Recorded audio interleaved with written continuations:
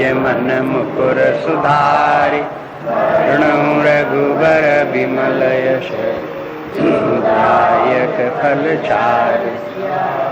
रामचंद्र की जय, पवन सुत हनुमान की जय, भाई सब संतन की जय।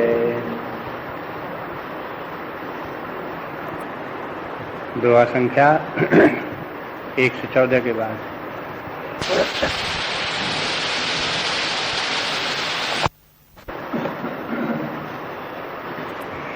अज्ञय को विदयंधय भागी, काई विषय मुकुर मन लागी। लंपट कपटी कुटिल विसेखी, सपने हूँ संत सभा नहीं देखी। कहीं ते वेद असम्मत वाणी, जिनके सूझ लाभ नहीं हानि।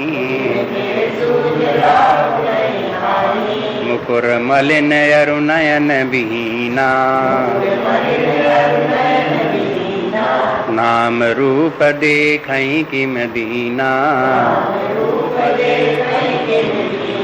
जिनके यगुण न सगुण विवेका, जल्पहि कल्पित बचन अनेका।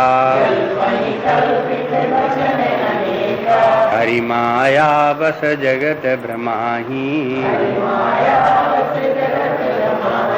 तिनहि कहत कछु अघटित नाही। बातुल भूत विवश मत वारे, ए नहीं बोलहि बचन विचारे। जिन कृत महामोह मद पाना, तिन कर कहा करिय नहीं काना। असन निज हृदय विचारी तजो, संशय भजु राम पद।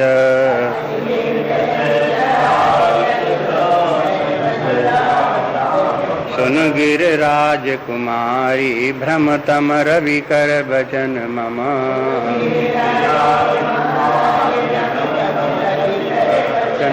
नम सियावर रामचंद्र की जय, पवन हनुमान की जय, बोलो भाई सब संतन की जय।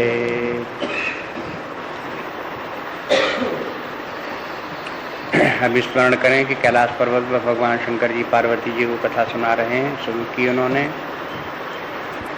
भगवान का पहले उन्होंने ध्यान किया, उसके बाद पार्वती जी की प्रश्न की प्रशंसा की कि तुमने बहुत अच्छा प्रश्न पूछा, इससे लोक कल्याण होगा। लेकिन उसके बीच में एक बात जो है वो संशय की उन्होंने जो कही कि भगवान राम ब्रह्म हैं या कोई और हैं, इस प्रकार की जो बात पूछ दी, उसके लिए शंकर जी कहने लगे कि ये इस प्रकार का विचार करना, शंका करना उचित नहीं है।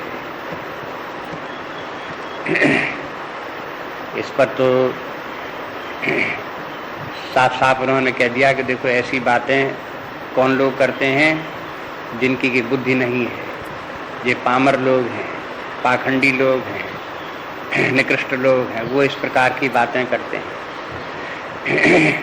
और देखते हैं कि जैसा पार्वती जी ने प्रश्न पूछ दिया था, संसार में बहुत लोग इसी प्रकार के पूछते रहते हैं, ऐसी बात बोलते रहते हैं कि अगर परब्रह्म परमात्मा है तो उसका अवतार लेने की जरूरत है क्या है? अवतार होता ही नहीं है। ऐसे यानी कितने बोलते रहते हैं। ऐसे लोगों के लिए शंकर जी ने बोल दिया कि कहाँ सुनाई ऐसा अधम नर, जो लोग अधम लोग हैं वो ऐसी बातें करते हैं फिजूल की। ग्रसेज मोह पिशाच, मोह ने, मोह रूपी पिशाच ने जिनकी गर्दन पकड़ रखी है, बुद्धि बिगाड़ दी है, वही इस प्रकार की बातें बोलते हैं। पाखंडी, जो लोग पाखंडी हैं वो बोलते हैं इस प्रकार। हरिपद विमुख, जिन्हें भगवान के चरण प्रीत ही नहीं है, कुछ समझते ही नहीं है। जहाँ नहीं झूठ न साँच, सत्य क्या है मिथ्या क्या है उन्हें कुछ पता ही नहीं है। वे लोग इस प्रकार की उल्टी सीधी बातें हटाए सटाए बोलते हैं। उसी क्रम में माने इस दोहे से मालूम पड़ता है कि शंकर जी को ये बात पसंद नहीं आई और उनको इस पर प्रतिकूल प्रतिक्रिया हुई। एक प्रकार से क्रोध सा उनको आया कि ये बात बहुत गलत बात है, ऐसे नहीं करनी चाहिए। क्यों करते हैं लोग बाग, इसका कारण भी बताते हैं। देखो ये लोग बाग जो है अधमनर कैसे हो गए, पाखंडी क्या बात है। तब उनको जो है उनका व्यक्तित्व बहुत ही विखंडित है, बहुत ही दुर्बल व्यक्ति हैं, बुद्धि उनकी बहुत ही हीन प्रकार की है, इसलिए ऐसा करते हैं। कहते हैं अज्ञा कोविद अंध अभागी, काई विषय मुकुर मन लागी। मन रूपी दर्पण के ऊपर जो काई जमी हुई है, कहे कि तमोगुण रजोगुण की, इसके कारण से उनको ये सब बात को समझ में नहीं आती। अज्ञ माने अज्ञानी, जिनको कि बिल्कुल ज्ञान नहीं है। अकोविद माने जिनको कि विजडम कोई नहीं है, समझदारी जिनको की नहीं है। अंध माने ज्ञानांध हैं, उनकी बुद्धि के से अपने ज्ञान के नेत्र जिनके की बंद हैं, अंधे हैं, जिनको कुछ समझ में नहीं आता। अभागी, ये दुर्भाग्य की बात है, कोई बहुत बड़ी महिमा की बात थोड़ा ही है कि अगर कोई कहे कि हम अज्ञानी है तो देखो कितनी महिमा की बात है, कितने महान हैं। ऐसे थोड़ा ही है। अगर किसी को सत्य का ज्ञान नहीं तो दुर्भाग्य की बात है। अगर किसी के मन के ऊपर विषयों की काई लगी हुई है तो ये दुर्भाग्य की बात है। इसके कारण व्यक्ति अज्ञान में होगा और दुख भोगेगा। फिर ये संसार का क्रम इस प्रकार से स्थिति की व्यवस्था ऐसे है। इसलिए कहते हैं कि मैंने कारण बता दिया यहाँ, तो जब कारण समझ में आ जाए तो उसके दूर करने का उपाय करना चाहिए। जैसे मन के ऊपर विषयों की काई लगी हुई है तो मन से विषयों का त्याग करना चाहिए। विषय जो है वो मन को कलुषित करते हैं और फिर अज्ञानता उत्पन्न होती है और फिर सत्य का ज्ञान नहीं रह जाता, व्यक्ति को भटकता है, फिर गलत रास्ते पर जाता है। विषय के माने क्या है? ये शब्द स्पर्श रूप रसगंध ये विषय है, 5 विषय कहलाते हैं।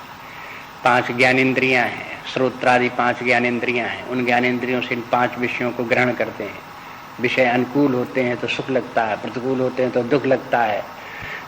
तो इन विषयों को अनुकूल समझ करके, सुखदायी समझ करके उनमें प्रीति रखना, उनमें अर्पण करना, ये विषयों की प्रीति है। और ये मन के ऊपर एक काई जैसी जमा कर देती है, मन को मलिन करती रहती है। ऐसे विषयों में प्रीति न हो तो मन बुद्धि शुद्ध रहेंगे। अब कहते हैं कि लंपट कपटी कुटिल विषय की, सपने संत सभा नहीं देखी। अब कुछ लोग समाज में ऐसे होते हैं जो लंपट होते हैं। लंपट माने अधर्म के मार्ग पर चलने वाले लंपट लोग हैं। पर धनापहरण करने वाले, पर स्त्रीगमन करने वाले, ऐसे लोग जो हैं वो लंपट लोग कहलाते हैं। कपटी, कपटी माने मन में कुछ बात है, ऊपर से कुछ दिखा रहे हैं, लोगों को धोखा दे रहे हैं, ऐसे कपटी स्वभाव वाले। कुटिल माने लोगों को पीड़ा पहुंचाने में ही चतुर हैं, जो इस प्रकार के लोग कुटिल स्वभाव के लिए, जिनमें के ऐसे दुर्गुण हैं और सपने संत सभा नहीं देखी। ऐसे लोग संत सभा में, सत्संग में इनको कोई प्रीति होती नहीं और सपने में भी सत्संग में नहीं भाग लिया। संत सभा में कभी भूल चूक से पहुंच जाएं तो वहां कुछ इस प्रकार की चर्चा हो, सही रास्तों की, ज्ञान की बात की हो, उनको पता भी लगे कि हम कहाँ गलती कर रहे हैं, इससे क्या हानि होने वाली है, तो उन्हें पता भी चले। अब जब सत्संग में जाएंगे नहीं तो उन्हें अपनी गलती का पता नहीं लगता। वे कपटी हैं तो अपने आप को समझते हैं हम बड़े चतुर हैं, कितने बुद्धिमान हैं, दुनिया में इतना कोई नहीं, हम ऐसा कपट कर लेते हैं, दूसरों को ऐसा अपने मन से ही अपने आप प्रशंसा भी करते रहते हैं अपने ही कपट की। लेकिन ये सब का सब व्यक्ति का जो है ये है अपने आप ही अपना विनाश है। इसलिए कहते हैं कि जिन्होंने सपने में संत सभा नहीं देखी और कहीं थे वेद असम्मत बानी, ऐसे लोग जो हैं वो बोलते हैं तो कैसी बातें बोलते हैं? मनगढ़ंत बातें बोलते हैं, अज्ञान की गलत सलत बातें और वेद असम्मत बानी, जो वेद सम्मत नहीं है ऐसी बातें बोलते हैं। वेद सम्मत माने वेद जो कुछ कहते हैं वैसी ही बात बोलना, तो वेद सम्मत बात हो गई। माने बात व्यक्ति को वही बोलना चाहिए, वही समझना चाहिए जो कि वेद कहते हैं। वेद विरुद्ध बात करेगा तो वो व्यक्ति अज्ञान का लक्षण है, स्वयं अपनी हानि करेगा और समाज को भी हानि पहुंचाएगा। इसलिए प्रामाणिक सत्य क्या है? जो वेद कहते हैं वो प्रामाणिक बात है। उसी को स्वीकार करे, धारण करे चित्त में और उसी को लोगों को बतावे, तब तो उसकी बोलना सही बोलना है। और वेद विरुद्ध बोलने के माने है गलत बात बोलना, मिथ्या बात बोलना। और वैसा बोलने वाले व्यक्ति स्वयं अपने हाथ उठाते हैं। कहीं तो वेद असम्मत मानी, ऐसे लंपटी कुटिल इत्यादि व्यक्ति जो हैं, ये दुर्गुणी स्वभाव के व्यक्ति, इनके बुद्धि में जो बातें आती हैं वो वेद विरुद्ध बातें आती हैं। जिनके सूझ लाभ नहीं हानि, और उनको ये भी नहीं दिखाई देता है कि परिणाम क्या होगा, लाभ होगी कि हानि होगा, कोई उनको समझ में नहीं आता। जो कुछ कर रहे हैं वो समझते हैं कि हम बहुत अच्छा कर रहे हैं, बड़ा अच्छा होगा, लेकिन फल देखते हैं उसके बाद दुख फल उनको भोगना पड़ता है। इसलिए कहते हैं जिनके सूझ लाभ नहीं हानि, जिनके लाभ हानि कुछ समझती नहीं, वही वेद विरुद्ध बातें करते हैं और विरुद्ध बुद्ध आचरण भी करते हैं। और मुकुर मलन और नयन विहीना, मुकुर नयन मलिन माने जिनका कि मन रूपी दर्पण मैला है, और नयन विहीना और आंखें भी नहीं है, तो राम रूप देखें कि दीना, वे भला भगवान का स्वरूप क्या जाने, कैसे दिखाई देगा। ये बहुत प्रसिद्ध चौपाइयों में से ये है कि भगवान के दर्शन क्यों नहीं होते, सबके हृदय में परमात्मा वास करता दिखाई क्यों नहीं देता। तो दो बातें हैं। एक बात तो ये कि मन मैला है, इसलिए भगवान नहीं दिखाई देते। दूसरी बात क्यों नहीं दिखाई देते, देखने के लिए आंखें चाहिए, सो आंखें नहीं है, इसलिए नहीं दिखाई देता। ये तुलसीदास की भाषा है, अपनी भक्ति की भाषा इस प्रकार से बोलते हैं, काव्यात्मक भाषा है। वेदांत में कहेंगे कि जिन्होंने धर्म का पालन करते हुए, निष्काम कर्म करते हुए चित्त को शुद्ध नहीं किया, वे परमात्मा को प्राप्त नहीं कर सकते। तम गुण रजोगुण दूर हो, सत्य गुण की प्राप्ति हो, तो ये चित्त शुद्ध कहलाएगा। जब सत्य गुण की अधिकता होगी, मन में वैराग्य आएगा, तब परमात्मा के प्राप्त करने का अधिकारी व्यक्ति बनेगा।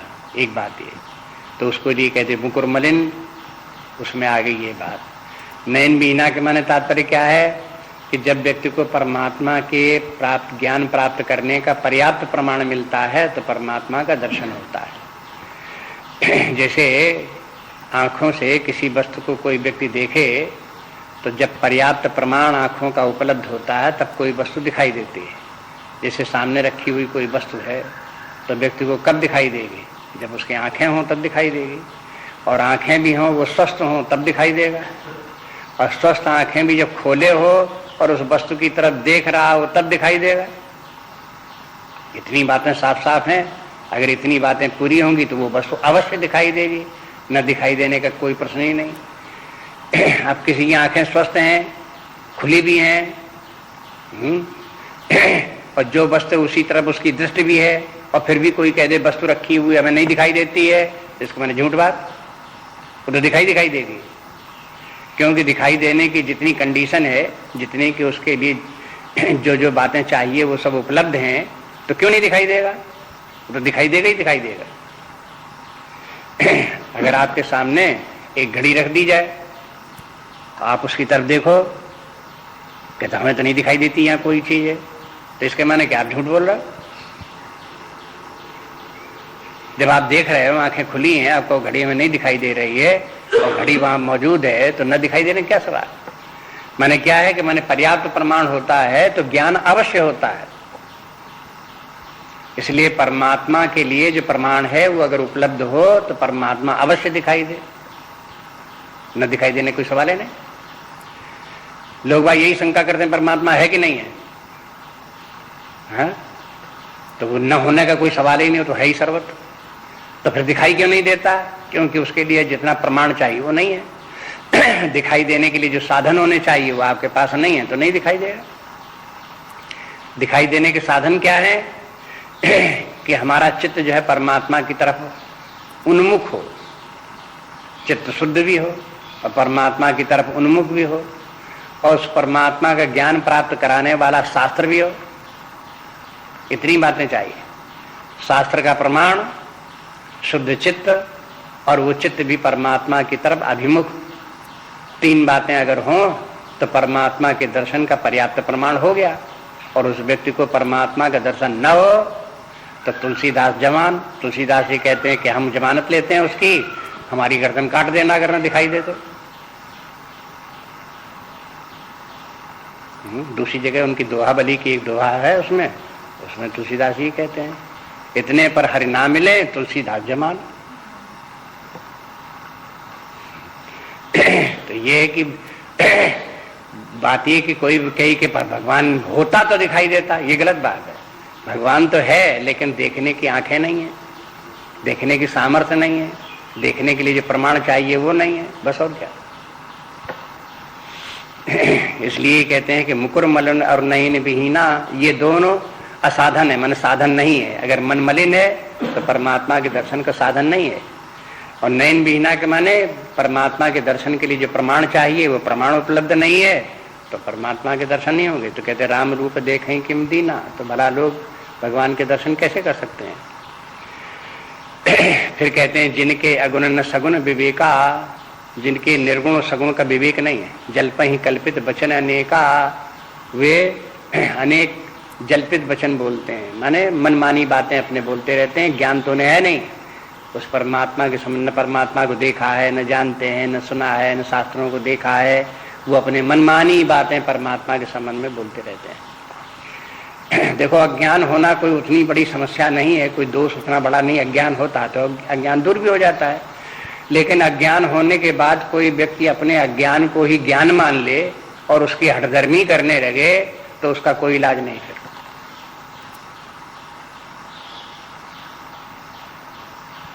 फिर क्या क्या होगा, फिर कैसे दूर होगा। अगर कोई समझे भाई हमें इस बात का ज्ञान नहीं है तो ज्ञान का साधन उपलब्ध कराया जाए तो उसके द्वारा वो ज्ञान प्राप्त कर लेगा। और है तो अज्ञान लेकिन वो समझता यही हमारा ज्ञान है और कुछ है ही नहीं इसके अलावा, तो आप उससे कहो कि भाई तुम ये जो है ये तुम ये नहीं जानते, ऐसा यहाँ नहीं, हम सब जानते हैं। अब सब जानते तो फिर कौन बतावे उसको और कैसे वो सीखे और कैसे अज्ञान दूर हो उसका। दरवाजा ही बंद। बहुत बार लोगों के साथ में यही होता है कि है अज्ञान लेकिन उसी को ज्ञान माने हुए हैं और उसको दरवाजा उनका बंद। उसके बाद वो ज्ञान प्राप्त करने के लिए कोई उपाय ही नहीं उनके लिए, वो अज्ञान में ही बने रहेंगे अपने हठधर्मी के कारण से। तो ऐसे लोग फिर जो है वो शास्त्र विरुद्ध उल्टी सीधी बातें, अपने मन गढ़ंत बातें अपनी जो उनकी बुद्धि में आती हैं ज्ञान में, उन्हीं बातों को बोलते रहते हैं। उनको नहीं पता चलता है कि परमात्मा है भी कि नहीं है, और है भी तो सगुण किसे कहते हैं, निर्गुण किसे कहते हैं, निर्गुण सगुण का संबंध क्या है, वो कैसे उसके दर्शन होते हैं, कहाँ कैसा उसका रूप है, ये कुछ उन्हें पता नहीं होता। ये कहते हैं शंकर जी। हरि माया बस जगत भ्रमा ही, ऐसे लोग जो हैं भगवान की माया के कारण संसार में भटकते रहते हैं।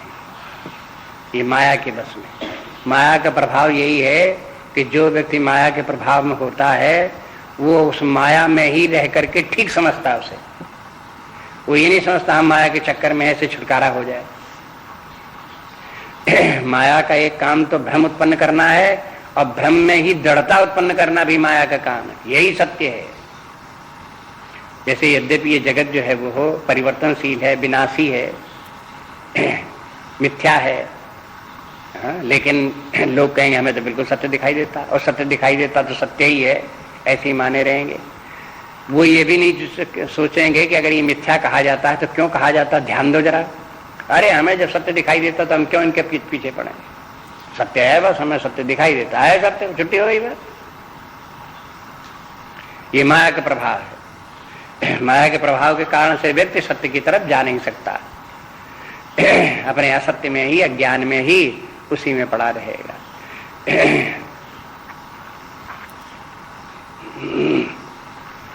तो हरि माया बस जगत भ्रमा ही, उक्ति नहीं कहत कछु अघटित नाही, उन्हें कुछ भी कहना असंभव उनके लिए है। घटित माने जो सार्थक दिखाई दे सही हो, अघटित माने असंभव। उनके लिए कुछ भी कह देना हाँ संभव है, असंभव कुछ भी नहीं है, सब कुछ कह सकते हैं। जैसे यही कहते हैं कि कहाँ परमात्मा है ही नहीं, बोलो ऐसी बातें भी बोल देना, ये भी असंभव नहीं उनके लिए बोल देना। और ये भी बोल दें कि परमात्मा बड़ा अन्यायी है, ऐसे भी बोल सकते हैं। क्योंकि उनको पता ही नहीं कि सत्य क्या है, झूठ क्या है, कहा क्या है, क्या नहीं है। अज्ञान में कोई भी कुछ भी बड़बड़ाता रहे, जैसे सन्नपात हो जाए तो होश बेहोशी अवस्था में कुछ भी बोलता रहे। ऐसे करके वो अपने अज्ञान के सन्नपात में कुछ भी बोलते रहे, कुछ भी कह सकते हैं। तब एक सिद्धांत बताते हैं कि देखो, विचार करके सही बात न बोलने वाले कौन कौन हैं, उनकी गणना बताते 4 प्रकार के व्यक्ति हैं। ये चारों व्यक्ति जो है वो बिना विचारे बोलते हैं और उनकी बात कभी सही वही नहीं होती, उनकी तरफ ध्यान नहीं देना चाहिए। बातुल भूत विवश मत बारे, ए नहीं बोले ही बचन विचारे। बातुल बहुत बातुल, ये लोग जो है वो बिना विचारे बोलते हैं। भूत विवश, जो भूतों के बस में है, भूत में जिनके सिर पर भूत आ गए तो वो कोई अपने आप थोड़े बोल रहे, भूत बोल रहा है उनके सिर पर। इसलिए भूत विवश, मतवारे माने जिन्होंने नशा खा रखा है वो मतवारे, चाहे भांग का नशा खाए हो, चाहे शराब पिए हो, तो वो कुछ भी बोले। ट्रेन में यात्रा करते रहते हैं। एक बार एक जो है वो आसाम की तरफ से एक व्यक्ति आ रहा था, वो था मिलिट्री का, छुट्टी लेकर के आ रहा था। तो मिलिट्री में तमाम शराब मिलती पीने के लिए वहाँ पर भी, तो वो अपने पिए हुए था। शाम के टाइम पर 9 बजे 10 बजे पर जब रिजर्वेशन कंपार्टमेंट में सोने का टाइम था, वो अपने शराब पिए को दंग मचाया, दूसरे की सीट पर कब्जा जमाया, झगड़ा उससे कर रहा था। जैसे तैसे धक्का वक्का दे दबा करके, समझा बुझा करके और टीटी वगैरह को बुला बुलू करके उससे जगह खाली कराई गई। उसको किनारे, उसके रिजर्वेशन था नहीं उसके पास, तो वो जमीन पे लेटा लाटा किसी तरह से जा करके बहुत रात में। जब सवेरे उठा तब उसके बाद में माफी मांगने लगा सबसे, क्योंकि सवेरे तक नशा उतर गया। तो जैसी बातें रात में बोल रहा था उसमें और सवेरे की बातों में बहुत अंतर हो गया। तो जब नशे में होता तो कोई ठीक ठिकाने बात थोड़ी करता है, अपमानजनक बातें भी कर दे। जो होश में आया तो उसका नशा उतर गया। तो कहते हैं जो मतवारी के माने जो नशा खाने वाले पीने वाले व्यक्ति हैं, व्यवहार में समाज में भी लोग बाग जानते हैं, कहीं नशे चीज उल्टा सीधा बोल रहा है शराबी, तो लोग आ रहे तो बकने दो, शराबी है, उसकी तरफ कोई ध्यान नहीं देते। इसलिए भगवान भी कहते हैं, शंकर जी कहते हैं, और फिर चौथे व्यक्ति हुए हैं जिनकृत महामोह मदपाना। 3 तो ये हो गए, चौथे जिन्होंने महामोह का मदपान किया है, तिनकर कहा करिए नहीं काना। ऐसे लोगों की बात को कान नहीं करना चाहिए, मैंने सुनना नहीं चाहिए, ध्यान नहीं देना चाहिए फिजूल की बातों को। 4 प्रकार के व्यक्ति हो गए, बातुल, दूसरे भूत विवश, तीसरे मतवारे, चौथे महामोह में पड़े हुए व्यक्ति। ये 4 प्रकार के व्यक्ति ते नहीं बोले वचन विचारे। ये चारों प्रकार के व्यक्ति बिना विचारे हुए बातें बोलते हैं, माने उन बातों में कोई सत्यता नहीं होती, सार्थकता नहीं होती। तिनकर कहा करिए नहीं काना, कहते इनकी बात की तरफ ध्यान नहीं देना चाहिए, सुनना नहीं चाहिए, बकने दो। शराबी बक रहा है, बकने दो। बड़बड़िया आदमी बहुत बोलने वाला बोल रहा है, बोलने दो, क्या करना उसको। अब को उसको जवान पर किसी की लगाम थोड़ी लगाई जा सकती, किसी को रोका थोड़ी जा सकता, बक रहा है अपने बकने दो। ऐसे कहते हैं। ये भूत आ जाए किसी के, कभी कभी लोग ये कहते भूत भी आते हैं। अब भूत भी आते हैं तो कैसा चिल्लाता है, कैसे बोलता है, क्या करता है, देखो उसको भूत। तो वो भी कोई सोच समझे तो भूत वाला। अब जब उसके भूत उतर जाएं उसके बाद कहो कि तुमने ऐसा कहा था, वो कहे मैंने ऐसा कहा ही नहीं था। क्यों? कि वो कहने वाला उस समय तो भूत था, वो तो था ही नहीं, इसलिए कह के मैंने कभी नहीं कहा था। तो ये सब कहते हैं कि देखो ये व्यवहार की भी शिक्षा है ये, और मुख्य बात तो ये अज्ञान की बात है। इसलिए कहते हैं जिन कृत महामोह पदमाना। महामोह के माने जिनको कि अपने स्वरूप का ज्ञान नहीं, परमात्मा का ज्ञान नहीं, जगत का जीवन का ज्ञान नहीं। तो उनको जिनको ज्ञान नहीं, तो ठीक ठिकाने उनकी बुद्धि नहीं, तब वो क्या बोलेंगे, उल्टी सीधी बातें बोलते रहेंगे। कहीं प्रपंच की बातें करेंगे, निंदा स्तुति की बातें करेंगे, अहंकार अपना दिखाएंगे, कहीं कुछ करेंगे, बस यही करते रहेंगे। काम करेंगे जरा सा, अपनी महिमा बताएंगे, बड़ा भारी हमने काम किया, इतना कोई कर नहीं सकता, ऐसे करके सब बोलता है। अरे बोलते रहते हैं, सबको अपने अपने मन को ऐसी संतोष होता है तो बोलने तो लोगों को ऐसे ही, क्या करा। ये तो संसार का ऐसी तरीका है, गलत सलत बोलते रहते हैं।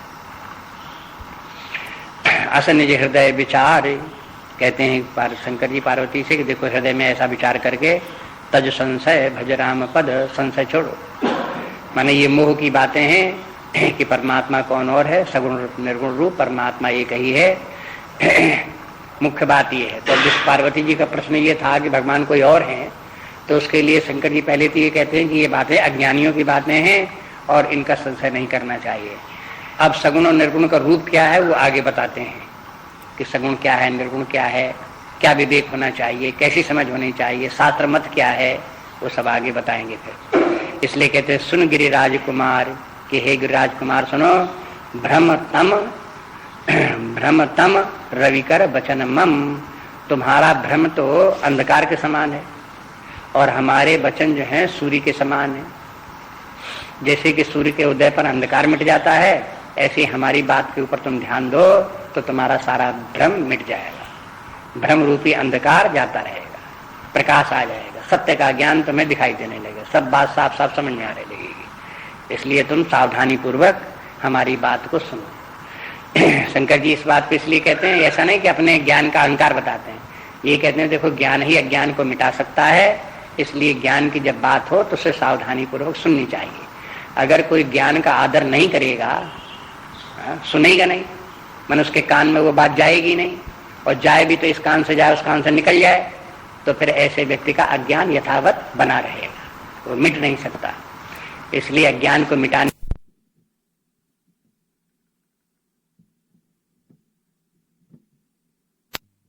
कि बहुत कान खोल करके सावधानी से सुने। जब कोई कान खोल करके सुनता है तो कान तो खुले रहते हैं, तो कोई बंद थोड़े रहते हैं, लेकिन जब कान खोल करके सुनता है तो आंखें खुल जाती हैं। जब आंखें खुल जाती तो पता चलता है कि अब कान खुले हैं। कानों का और आंखों का संबंध लगता है कुछ है। आंखें बंद तो इसके माने कान बंद। वैसे आंखें बंद करके भी सुना जा सकता है, लेकिन व्यवहार में सामान्य नियम ये कि आंखें बंद तो कान बंद। और बहुत सावधानी से कोई व्यक्ति सुन लेगा, जितनी सावधानी सुनेगा कान खोल करके उतनी आंखें भी खुलती चली जाएंगी। आश्चर्य लगेगा, अच्छा ऐसा भी है, अच्छा ऐसा भी है, तो आंखें खुलती चली जाएंगी उसको।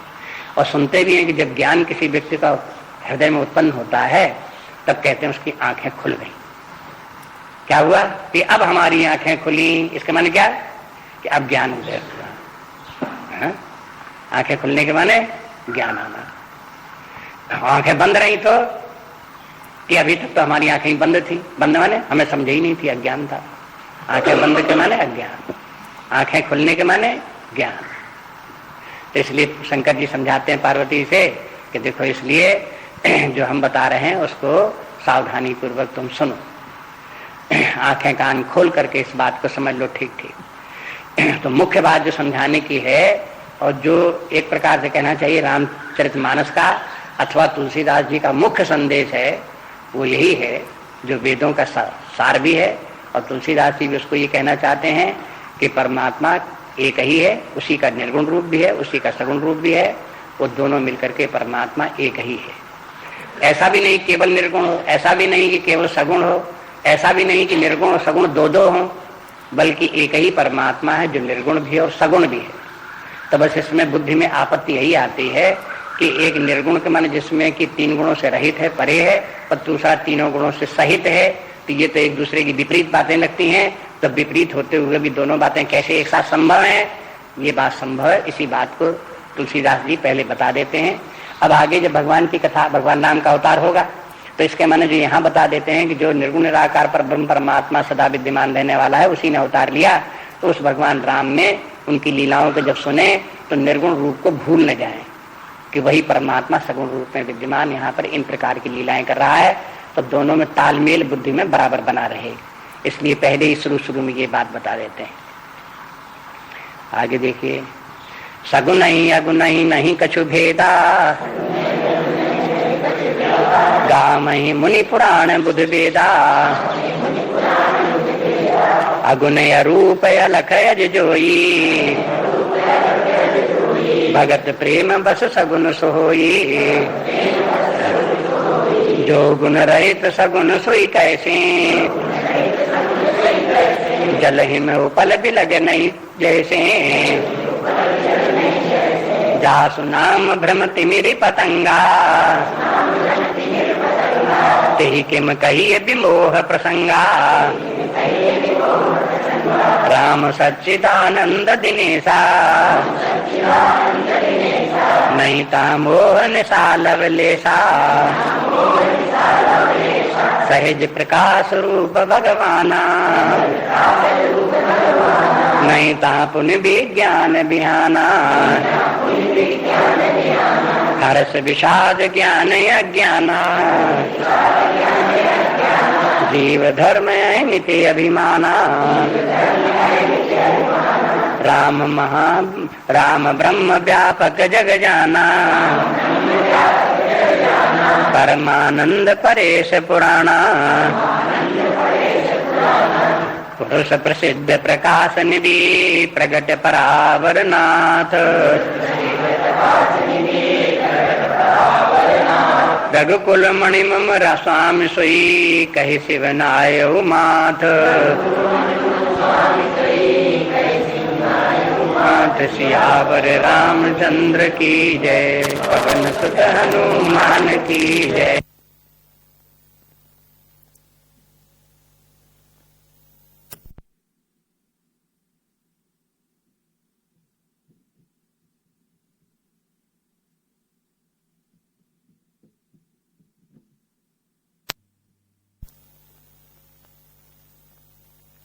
ब्रह्म नहीं है, परमात्मा दो हो, एक निर्गुण अलग हो, सगुण अलग हो, ऐसा नहीं है, एक ही दोनों है। गावहीं मुनि पुराण बुद्धि वेदा। गावहीं माने बार बार बोलते रहते हैं, ये कहते ही रहते हैं। मुनि लोग भी ऐसे ही कहते हैं, पुराणों में भी ऐसे ही कहा गया है, वेदों में भी यही कहा गया।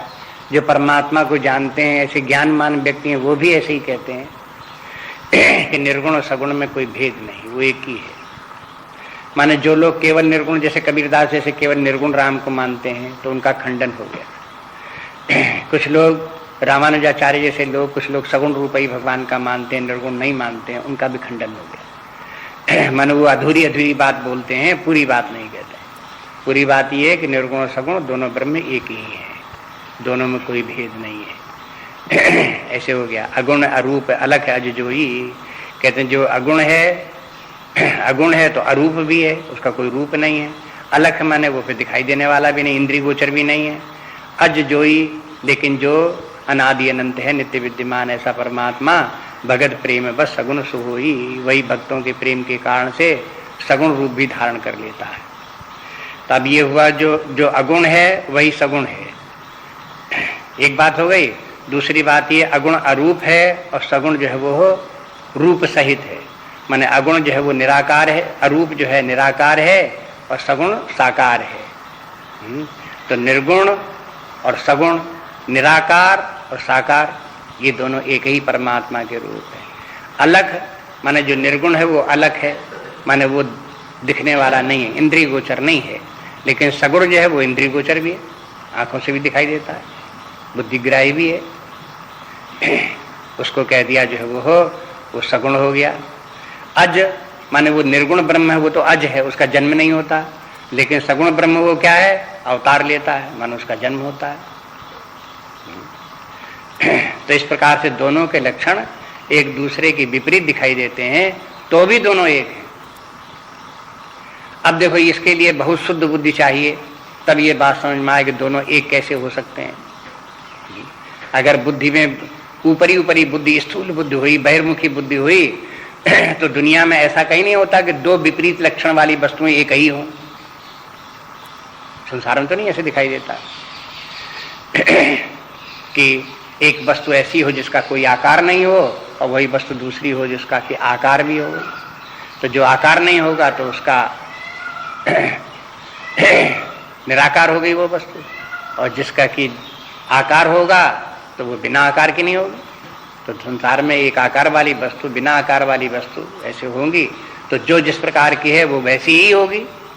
लेकिन परमात्मा के संबंध में ऐसा है कि परमात्मा दोनों प्रकार का एक साथ है, निर्गुण भी है और साकार भी है, निराकार भी है, साकार भी है, निर्गुण भी है, सगुण भी है। न कभी उत्पन्न होने वाला, अनादि है, और वो अवतार लेकर के आदिवंत भी बनता है, प्रकट होता है, वहां से उसका जन्म कहा जाता है।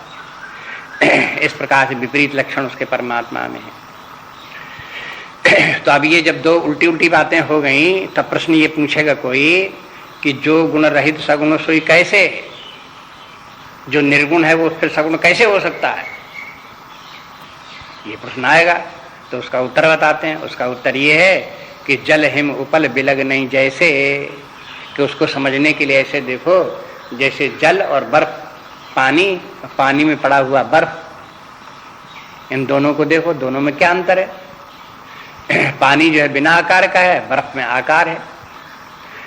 पानी कठोर नहीं है लेकिन बर्फ कठोर है। इन दोनों में अंतर क्या है? तत्वतः दोनों है पानी, बर्फ भी पानी के अतिरिक्त कुछ नहीं, पानी तो पानी है ही है, और बर्फ में भी पानी ही पानी तो है, उसमें पानी के अलावा और बर्फ में है क्या। ऐसे देखते हैं कि जैसे कि पानी और बर्फ दोनों एक ही जैसे हैं, तो वो पानी ही ने एक रूप धारण कर लिया तो बर्फ बन गई। ऐसे ही परमात्मा जो जल की तरह से बिना आकार रूप का है, उसने एक आकार धारण कर लिया तो सगुण बन गया, वो आकारवान बन गया। बस उस आकार में, जैसे वो आकार ने अपना आकार छोड़ दिया तो बिना आकार का हो गया तो निर्गुण ब्रह्म हो गया। जैसे बर्फ पिघल गया तो पानी फिर बना बनाया। तो पानी की अवस्था तो नित्य है, पानी है तो भी है पानी, बर्फ है तो भी पानी है, बर्फ पिघल गई तो भी पानी है, लेकिन मध्य में कुछ काल के लिए बर्फ का रूप दिखाई देता है। इसी प्रकार से निर्गुण ब्रह्म तो अज है, अनादिकाल से हमेशा से निर्गुण ब्रह्म तो है ही है, लेकिन उसने अवतार लिया। जितने काल तक उसने अवतार लेकर के लीलाएं की, उतने काल तक उसका रूप रहा, और उसके बाद में रूप मिटर करके फिर निर्गुण रूप में फिर आ गया। वैसे ही रूप तो उसका फिर बना बनाया। लेकिन कहे कि निर्गुण ब्रह्म, जितना निर्गुण ब्रह्म है वो सब सगुण साकार हो जाता हो और फिर निर्गुण रही न जाता हो, ऐसे नहीं है। जैसे अगर बर्फ से, पानी से बर्फ बन जाए तो दुनिया में जितना जल है वो सब बर्फ थोड़े बन जाता है। उसका कुछ जल जो है वो बर्फ बन गया, बाकी पानी पानी बने हुआ है। इतना बड़ा समुद्र है अटलांटिक में, उत्तरी ध्रुव में भी समुद्र है, वहां भी पानी भरा हुआ है, तो वहां ठंडा होने के कारण वहां तो बर्फ जम जाती है। लेकिन भूमध्य रेखा के ऊपर 12 महीनों में से किसी महीने में बर्फ नहीं जमती, वहां का पानी पानी बना रहता है। इसी प्रकार से परब्रह्म परमात्मा तो निर्गुण रूप में तो सदा सदा सर्वत्र विद्यमान है ही है। जहां उसने अपनी माया शक्ति को दिखाया, उसके प्रभाव के कारण से उस परमात्मा का एक मानो एक अंश, एक भाग उसका सगुण रूप उसका बन गया। तो जितना भाग सगुण रूप बन गया, आकार वाला बन गया, उतना बन गया, बाकी निर्गुण तो है ही है। निर्गुण कभी समाप्त नहीं होता, सदा एक समान बना रहता है। सगुण रूप धारण करता है और रूप को समेट भी लेता है। तो निर्गुण सगुण ये दोनों जो है वो एक ही ब्रह्म है, अलग अलग नहीं है। ये बताने के लिए उदाहरण इस प्रकार से बता दिया। जासु नाम भ्रमत्य मेरे पतंगा। अब फिर कहते हैं कि ऐसा परमात्मा जो है वो हो, इसको कभी अज्ञान नहीं होता। परमात्मा ज्ञान स्वरूप है। दूसरी समस्या ये थी, पार्वती जी ने कहा कि ये राम जो है ये इनको सीताहरण हो गया, तो इनको ये भी पता नहीं लगा सीता जी को कौन ले गया। और सर्वज्ञ कहलाते हैं, ये तो भगवान है, ब्रह्म है। तो ये कहते हैं कि शंकर जी कहते हैं कि देखो उनको अज्ञान कभी हो ही नहीं सकता। जब निर्गुण रूप में है तब भी उनको कोई अज्ञान नहीं, और सगुण साकार रूप धारण करते हैं तब भी उनको कोई अज्ञान नहीं। अज्ञान तो उनको कभी कोई होता ही नहीं। उन जिनका कि नाम जो है भ्रम रूपी अंधकार को दूर करने के लिए सूर्य के समान है, तेई किम कहिए विमोह प्रसंगा। उनको भला मोह हो जाए, अज्ञान में आ जाए, तो वो कैसे हो सकते हैं। भगवान राम तो स्वयं ज्ञान स्वरूप हैं, और ज्ञान स्वरूप हैं सो हैं, उनका नाम तक कितना प्रभावशाली है कि उनका नाम लेकर के लोगों का अज्ञान मिट जाता है। उन भगवान में अज्ञान कभी आ जाए, मोह आ जाए, ये कैसे कभी संभव, ये हो ही नहीं सकता। इसलिए जैसे निर्गुण रूप भगवान ज्ञान स्वरूप है, ऐसे ही सगुण रूप भी भगवान ज्ञान स्वरूप है। भगवान राम जो है वो अवतार लिए तो भी ज्ञान निधान है, सर्वज्ञ है, उनमें अज्ञान उस समय भी नहीं। अज्ञान की लीला कर रहे हो तो भी वो ज्ञानवान है। ऊपर से दिखा रहे हो कि मानो हम ये नहीं जानते, किसी से पूछ रहे हो। अब जैसे जब पहुँचे प्रयागराज में भगवान राम, तो भरद्वाज मुझसे पूछते हैं कि भगवान अब हम कहाँ जाएं, किस रास्ते से जाएं। तो ऐसा लगता है जैसे इनको रास्ता पता नहीं, जानते नहीं। तो भरद्वाज जी कहते हैं, अरे जितने रास्ते हैं सब आप ही के बनाए हुए हैं, आपके लिए कौन सा रास्ता छिपा हुआ, चाहे जिस रास्ते से जाओ, लेकिन अगर पूछते ही हो तो जाओ, तुम्हारे साथ हम 4 शिष्य भेजे देते हैं, ये रास्ता आपको बता देंगे। तो रास्ता पूछना, रास्ता बताना ये लीला है। लेकिन ये भरद्वाज जैसे कह देते हैं कि तुम्हें सब रास्ते मालूम है, तुम्हें कहीं कोई रास्ते का ज्ञान न हो, ऐसा नहीं है। तो मैंने उनको सब ज्ञान फिर भी है, लेकिन लीला के रूप में पूछते हैं, ऐसा लगता है उनको ज्ञान न हो। इसलिए कहते हैं उनको कभी मोह तो होता ही नहीं, अज्ञान तो कभी भगवान राम को है ही नहीं, सदा ज्ञानवान। जब उनकी लीलाओं में अज्ञान दिखाई दे तो भी ज्ञान स्वरूप। तो लीलाएं क्या है? एक्टिंग है, एक प्रकार की नाटक है। नाटक को तो आप जानते ही, नाटककार जैसे एक्टर होते हैं। एक्टरों को देखो, टीवी के ऊपर आते रहते हैं, पिक्चर आती रहती है, सिनेमा घर में जाओ तो वहां देखो, तो वही एक्टर तरह तरह की एक्टिंग करता रहता है। तो जब वो एक्टिंग, मानो एक धनी मानी एक्टर जो एक एक फिल्म में एक्टिंग करने के लिए लाखों क्या करोड़ों तक रुपए मांगता है। अभी आप अखबार में एक दिन निकला कि अमिताभ बच्चन को अब भी 1-1 करोड़, 1.5 करोड़ एक एक फिल्म में एक्टिंग करने के लिए उनका जो वो होता है, वो अनुबंध, वो इतने इतने पैसे का होता है, इतना पैसा लेता है। अब वो उतना पैसा लेने के बाद में एक्टिंग करे तो उससे कहा जाए कि भाई अब भिखारी की एक्टिंग करो, तो जो भिखारी की एक्टिंग कर देगा। हाँ? उसी प्रकार की दाढ़ी वाड़ी बना करके, खपड़पड़ दे करके, शरीर को दुबला पतला बना करके, सूखा मुखा करके, सड़क के किनारे लाठी डंडा ले करके, कमर झुका करके, दांत दिखा करके, घिघिया करके भीख मांगता दिखाई दे जाएगा। लेकिन जिस समय वो भीख मांग रहा होगा तो क्या भूल जाएगा कि हमने 1 करोड़ का जो हमने ये सब एक्टिंग करने के लिए पैसा लिया है और उसके लिए हमें इतने धनी हमारे पास हैं? हाँ? उसको ऐसा थोड़ी लगेगा कि हम भिखारी हैं। तब क्या, जब तुम्हारे पास 1 करोड़ रुपए के तो तुम्हें पैसे मिले से एक्टिंग करने के लिए, तो तुम भीख क्यों मांगते हो? तो कहते हैं भीख तो लोगों को दिखाने के लिए एक्टिंग की मांगते हैं, भिखारी का वेश धारण करने का ही हमें 1 लाख रुपया मिला, 1 करोड़ रुपया मिला। क्यों भाई, क्यों भिखारी का वेश करते हो? क्योंकि लोग देखते हैं तो लोगों को अच्छा लगता है। और लोग बागों ने फिर उनको अच्छा लगता है तो पिक्चर देखते हैं, पैसे देते हैं, और फिर प्रोड्यूसर फिर वो पैसे हमको देता है। हाँ? लोगों को अच्छा लगता है, भिखारी की एक्टिंग लोगों को अच्छी लगती है, तो इसलिए वो देखते हैं, पैसे देते हैं उसके लिए। ऐसे ही भगवान कहते हैं कि भाई जब तुम निर्गुण निराकार होकर के सर्वत्र विद्यमान सगुण रूप क्यों धारण करते हो? हाँ? इसमें कहीं सीताहरण के लिए वियोग में रोते हुए घूमो, और कहीं जो रास्ता पूछते हुए फिरो, और कहीं पैरों में कांटे लग रहे हो, और कहीं धनुष बाण चला रहे हो, कहीं लड़ाई झगड़ा कर रहे हो, झंझट में क्यों पढ़ते हो सब इतने? कहते हैं इसलिए पढ़ते हैं क्योंकि हमारे भक्तों को यही अच्छा लगता है, हम क्या करें।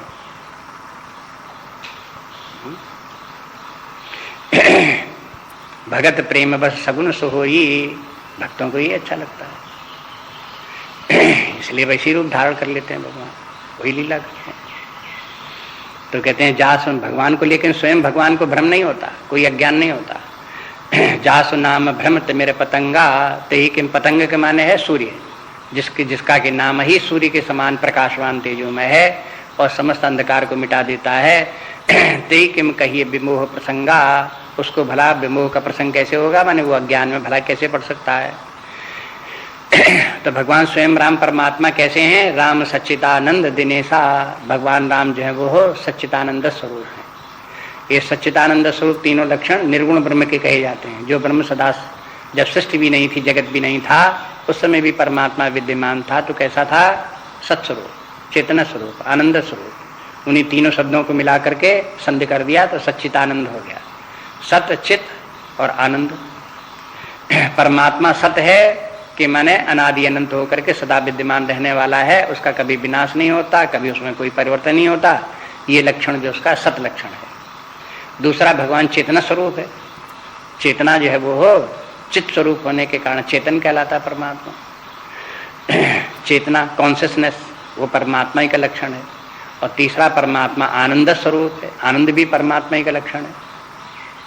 और तीनों लक्षण जो है वो एक दूसरे के अन्योनाश्रित हैं, ये एक ही है तीनों।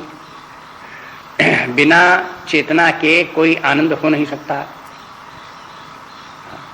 अगर जड़ पदार्थ हो और उसको कहें देखो ये बड़ा आनंद में है, तो जड़ पदार्थ को आनंद, आनंद तो एक अनुभूति है, और जड़ता में कोई जब अनुभूत नहीं, जैसे पत्थर है उसमें कोई अनुभूति जैसी कोई वस्तु नहीं, तो आनंद कहाँ से होगा? आनंद के लिए तो व्यक्ति को चेतना की आवश्यकता है। तो जहाँ चेतना हो गई वहीं आनंद होगा। हम सब लोग आनंद का अनुभव करते हैं। कब? चेतना है इसलिए आनंद का अनुभव करते हैं। चेतना न हो तो पत्थर की तरह हमको कोई आनंद का अनुभव नहीं हो सकता। न सुख का अनुभव हो सकता, न दुख का अनुभव हो सकता। अनुभव के लिए चेतना चाहिए। तो परमात्मा चेतना स्वरूप है, उस चेतना में ही आनंद की अनुभूति भी होती है। इसलिए आनंद चेतना से अभिन्न है। बिना चेतना के आनंद रह ही नहीं सकता। अब जैसे कोई जड़ पदार्थ है, मेज है, कुर्सी है, बिल्डिंग है, मकान है, तो इन सब वस्तुओं में अपने आप कोई आनंद नहीं है। कोई अपने मन में उन वस्तुओं के कारण से आनंद माने तो जो चेतन प्राणी होगा, मनुष्य होगा, वो अपने मन में आनंद मान लेगा। लेकिन दीवालों में आनंद हो, लोहे लंगड़ में आनंद हो, पत्थरों में आनंद हो, तो वहां तो होने की संभावना नहीं, क्योंकि जड़ पदार्थ हैं, इसलिए उनमें आनंद नहीं हो सकता। ये सब विचार करने की बातें हैं। ये शास्त्र विचार करने के लिए उस तरफ ध्यान ले जाते हैं। लोग बाग वैसे समझते हैं कोई वस्तु है तो कहते बड़ी सुखदायी है, बड़ी सुखदायी है। दायी के माने देने वाली है, सुख देती है। अब सुख देती है तो उसमें सुख क्या हो सकता है? जड़ वस्तु है और वो सुख देती है, तो जड़ वस्तु में सुख ही कैसे हो सकता है? जब सुख नहीं हो सकता तो सुख दे कैसे सकता है? लेकिन फिर भी भ्रम के कारण, माया के कारण से व्यक्ति फिर भी मानता रहता है कि सुख देता है, सुख देता है, ऐसे लगता रहता है उसे। इसलिए ये देखना चाहिए जो सत्स्वरूप है उसी में चेतना है, जो चेतना है उसी में आनंद है। आनंद है तो इसके मन चेतना भी है। आनंद और चेतना है तो इसके मन सत्स्वरूप भी है। ये तीनों लक्षण अन्योन्याश्रित समझो, या तीनों एक दूसरे के पूरक समझो, या तीनों को एक ही समझो। जिस प्रकार समझ में आवे, ये परमात्मा के लक्षण है। जो सत है उसी का नाम परमात्मा है, जो चेतना है उसी का नाम परमात्मा है, जो आनंद है उसी का नाम परमात्मा है, इसी का नाम परमात्मा। ऐसे नहीं कि परमात्मा एक वस्तु है, कोई व्यक्ति है, वस्तु है, और उसकी एक विशेषता चेतना है, एक विशेषता आनंद है, एक विशेषता सत्य है, ऐसा नहीं है। जो सत्य है वही परमात्मा है, जो चेतना है उसी का नाम परमात्मा है, जो आनंद है उसी का नाम परमात्मा है।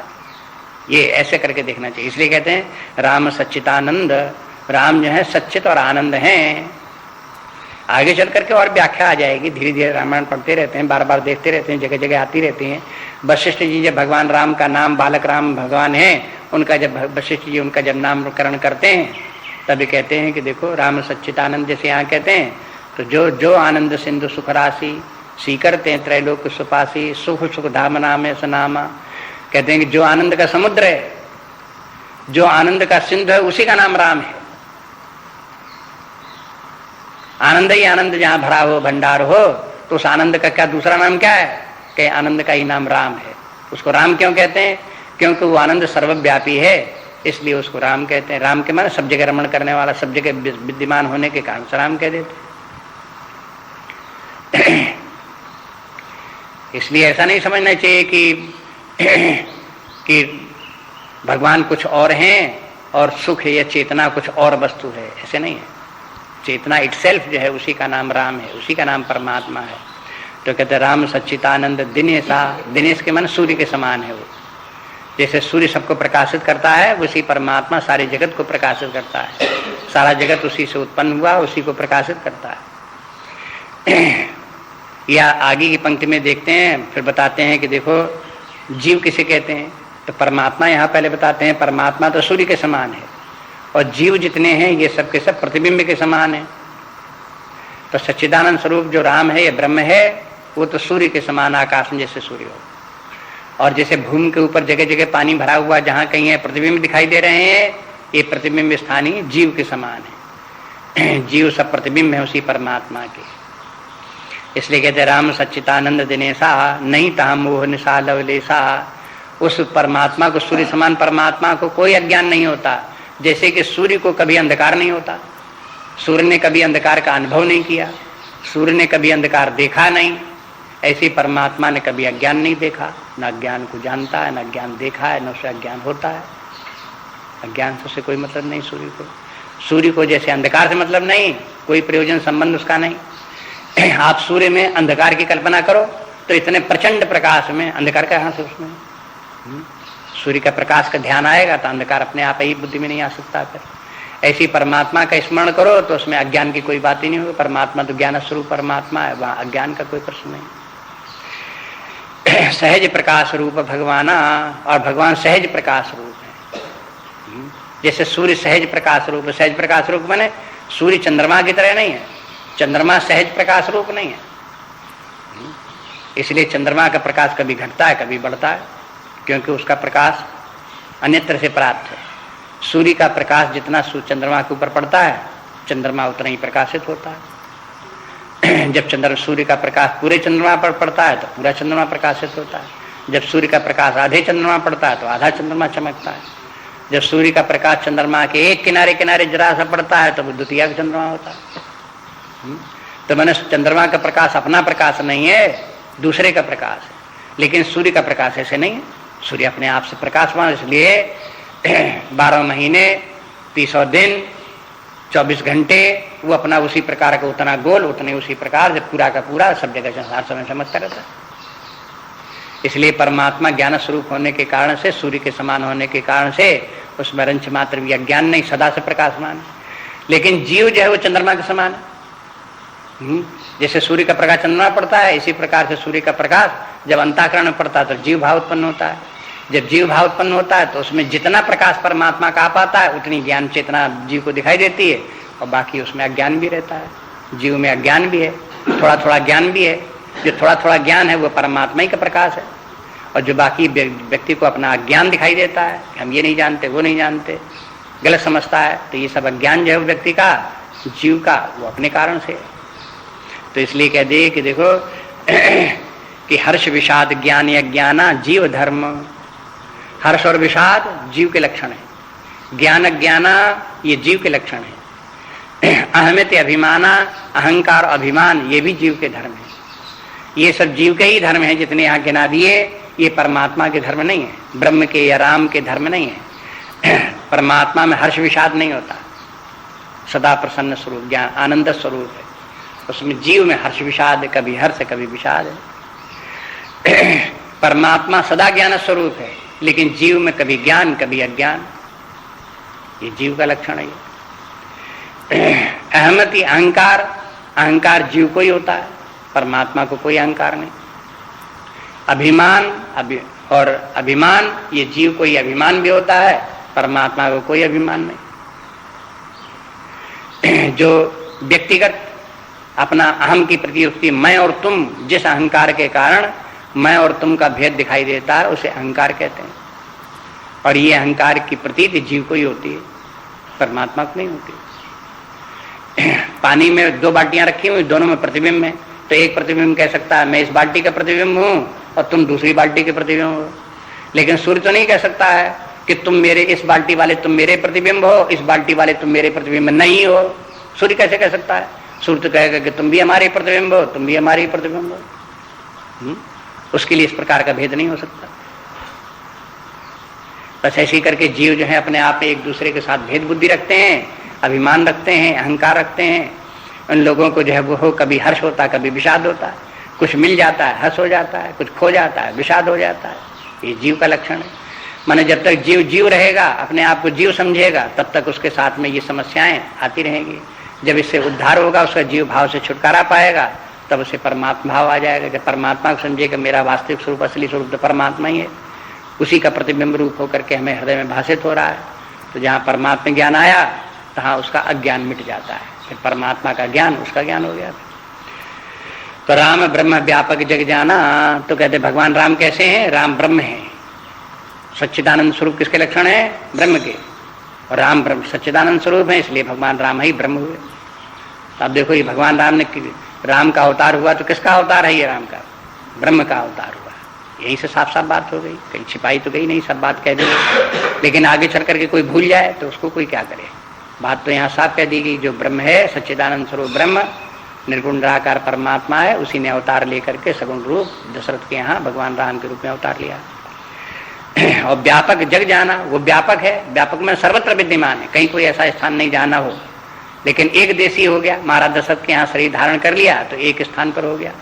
व्यापकता उसकी शरीर के रूप में, राम रूप में उसकी व्यापकता न दिखाई दे तो न दिखाई दे, लेकिन वो अपने असली रूप में तो व्यापक है ही है, सर्वत्र विद्यमान है। वो परमानंद परेश पुराणा, वो परमानंद स्वरूप है। भगवान राम ब्रह्म परमानंद स्वरूप है, भगवान राम परमानंद स्वरूप है।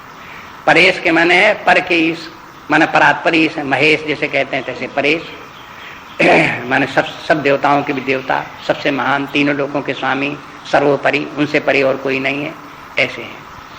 पुराना माने उनसे प्राचीन कोई नहीं है, माने अनादि है वो, और सब जीव उनके बाद उत्पन्न हुए, जगत की रचना उनके बाद होती है। परमात्मा से पहले क्या था? पहले कुछ नहीं था, परमात्मा के पहले परमात्मा ही था, बस। परमात्मा के बाद सब कुछ है, पहले परमात्मा, उसके बाद जगत, उसी से परमात्मा से जगत की उत्पत्ति हुई, इसलिए जगत बाद में, परमात्मा पहले। जगत बहुत प्राचीन, को सृष्टि कब की? अरे बहुत पुरानी सृष्टि है, कौन पता लगा हुए कब से चली आ रही। वैज्ञानिक लोग खोज करने लगे, इतने करोड़ उतने करोड़, पृथ्वी के ही उसके इतिहास पता लगा रहे हैं कि पृथ्वी इतने करोड़ वर्षों पुरानी, चलो पृथ्वी इतने करोड़ वर्षों पुरानी, और फिर पृथ्वी जिस सूर्य से टूट करके निकली उस सूर्य कितने करोड़ पुराना, और फिर उसके तमाम तारे नक्षत्र वो कितने पुराने, अब कई पुरानेपन का पता नहीं चलता। लेकिन सृष्टि बहुत पुरानी है, तो भी इस सृष्टि से भी पुराना कौन है? परमात्मा। जब सृष्टि उत्पन्न नहीं होती तो परमात्मा तभी बना रहा, तो उससे पुराना, परमात्मा से पुराना कौन हो सकता है? इसे जो पुराण कहते थे, भागवत महापुराण, शिव पुराण, तो इनको पुराण क्यों कहते हैं? पुराण के माने परमात्मा, परमात्मा ही पुराण पुरुष परमात्मा है, इसलिए उसी का निरूपण इन ग्रंथों में किया गया, इसलिए इनको पुराण कहते हैं। उन ग्रंथों में, जिन ग्रंथों में उस तत्व का वर्णन है जो सबसे प्राचीन है, जिससे पुराना कुछ भी नहीं है, उस ग्रंथ का क्या नाम रखा जाए? पुराण। इसलिए वो पुराण। तो पुरुष प्रसिद्ध प्रकाश निधि, वो उसको पुरुष भी कहते हैं, उस परमात्मा को ये पुरुष कहते हैं, पुरुषोत्तम कहते हैं परमात्मा को, पुरुषोत्तम। और प्रसिद्ध माने प्रकर्षण सिद्धा, प्रसिद्ध के माने ये सब लोग जानते हैं, उसे प्रसिद्ध कहते हैं, लेकिन संस्कृत में प्रसिद्ध के माने है, सिद्ध के माने जो सिद्ध हो, और प्रसिद्ध के माने जो प्रकर्ष रूप से सिद्ध हो, जो शास्त्रों के द्वारा, अनुभव के द्वारा, जो तर्क के द्वारा, जो सब प्रकार से सिद्ध होता हो, उसका नाम परमात्मा है। परमात्मा की सत्ता सब प्रकार से सिद्ध है। शास्त्रों से सिद्ध है कि हाँ, शास्त्रों से सिद्ध करते हैं। युक्ति से सिद्ध है, कहाँ युक्ति भी सिद्ध करती है कि परमात्मा है। अनुभव सिद्ध करता है कि हाँ, अनुभव भी सिद्ध करता है कि परमात्मा। तो सब प्रकार से भी तीन ही प्रकार से सिद्ध हो सकता है कोई बात, या तो शास्त्र प्रमाणित हो, या युक्ति प्रमाणित हो, या अनुभव प्रमाणित हो, और तीनों प्रकार से परमात्मा का अस्तित्व सिद्ध है। इसलिए परमात्मा सब प्रकार से सिद्ध है, सब प्रकार से सिद्ध है, इसलिए प्रसिद्ध है। बस ऐसा परमात्मा। और प्रकाश निधि, प्रकाश में चेतन स्वरूप है, वो अपने आप चेतना का भंडार है परमात्मा, प्रकाश निधि। और प्रगट परावर नाथ, और वो ये समस्त जगत उसी का, वो जितना भी प्रगट जगत, चराचर जितनी भी सृष्टि है, सब उसी का स्वरूप है। वो परमात्मा ही इंद्रिय गोचर होकर के प्रकट हुआ, तो ये सारी सृष्टि, स्थूल सूक्ष्म जितनी सृष्टि है, उसी ने उस जगत का रूप धारण किया हुआ है। और ये सारे जगत का वो स्वामी है, नाथ के माने स्वामी। सारा जगत उसी से उत्पन्न हुआ, उसी पर आश्रित है, इसलिए जगत का वही स्वामी है। जैसे मिट्टी से घट उत्पन्न हो, तो घट का स्वामी मिट्टी है, मिट्टी के बिना घट रह ही नहीं सकता, इसलिए मिट्टी का स्वामी कौन? घट का स्वामी कौन? कहा कि मिट्टी। तरंग का स्वामी कौन? कि जल, बिना जल के तरंग हो ही नहीं सकती। तरंग उत्पन्न होगी तो जल पर ही आश्रित रहेगी, जल में स्थित रहेगी, जल में ही विलीन होगी, तो जल जो है तरंग का स्वामी है।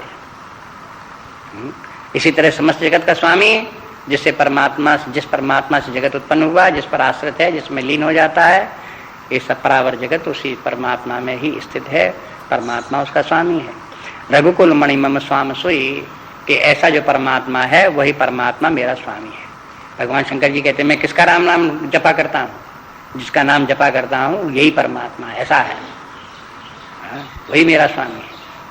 कह से नायो माथ, ऐसे कह करके भगवान शंकर जी ने, भगवान का स्मरण आ गया संपूर्ण रूप में, तो उन्होंने उनको फिर प्रणाम कर लिया, मानो को उनको अपने हृदय में परमात्मा का उसी प्रकार का अनुभव और दर्शन प्राप्त है। जैसे स्मरण किया भगवान सा अनुभव में आए, उसी प्रकार की स्मृति आ गई, तो स्मृति आते ही उन्होंने, भगवान शंकर जी ने उनको प्रणाम कर लिया। तो अब ये भगवान का स्वरूप, जैसे शंकर जी जिस परमात्मा को सगुण निर्गुण मिलाकर के समन्वित रूप है, सच्चिदानंद स्वरूप परमात्मा है, अनादि अनंत। ये परमात्मा के स्वरूप का वर्णन इसमें आ गया। परमात्मा शास्त्र सम्मत परमात्मा ऐसा परमात्मा है। अब इसके अलग कोई परमात्मा माने अपने मन में तो उसकी कल्पना अपनी कल्पना है, वो परमात्मा गलत हो सकता है। लेकिन परमात्मा ऐसा परमात्मा बिल्कुल है जैसा कि भगवान शंकर जी बोलते हैं, निर्गुण सगुण रूप और सच्चिदानंद स्वरूप, जो अनादि अनंत है, जो व्यापक है, जो कि सब प्रकार से सिद्ध है, प्रसिद्ध है, ये सब जिसमें कि लक्षण जिस परमात्मा के हैं, इन लक्षणों से तो परमात्मा निश्चय ही है, न होने का कोई प्रश्न ही नहीं है।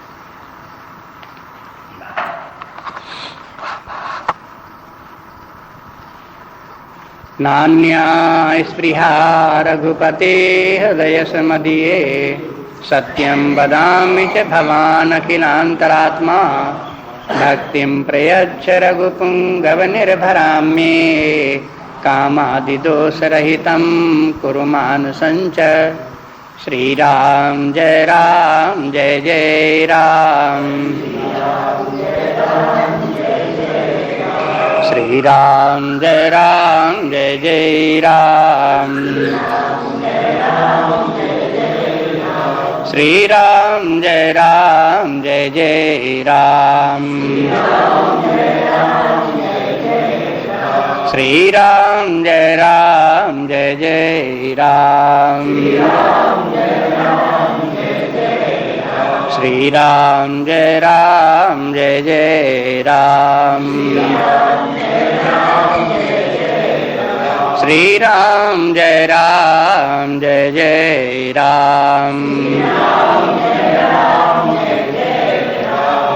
श्रीराम जय जय राम, श्रीराम जय जय राम,